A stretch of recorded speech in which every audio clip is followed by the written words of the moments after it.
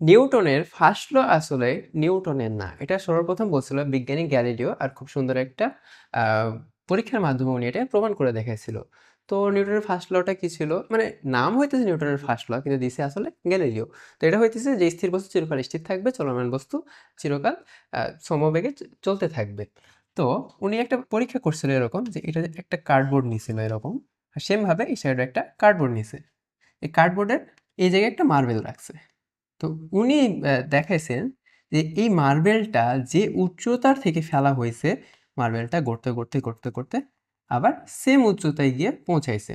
কিন্তু উনি দেখাইছেন যে এই যে কার্ডবোর্ডটা আছে, এটাকে যদি এটাকে যদি এই যে কোণটা আছে, এই কোণটাকে যদি ছোট করা হয়, এটাকে উনি ক্রমাগত ছোট করছেন।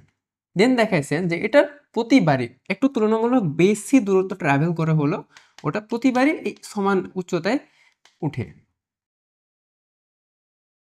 তো উনি প্রমাণ করছেন যে এই যে এই এই যে কোণটার মান যদি কমাতে কমাতে কমাতে কমাতে একদম যদি জিরো করে দিই, তাহলে তো এটা কোনো সময়ই একদম এই উচ্চতায় উঠবে না। তো উনি এখান থেকেই প্রমাণ করে দেখাইছেন যে আসলে সমবেগে চলমান বস্তু সারা জীবন সমবেগেই চলতে থাকবে যদি কোনো বাহ্যিক বল প্রযুক্ত না হয়। তো এটা আসলে গ্যালিলিও বলছিলেন শুরুতে, পরবর্তীতে নিউটনের সূত্র হিসেবে এটা প্রতিষ্ঠিত হয়েছে। আর আরেকটা মজার বিষয় হইতেছে যে গ্যালিলিও যে বছর মারা যায়, ঠিক তার পরের বছরই নিউটনের জন্ম হয়।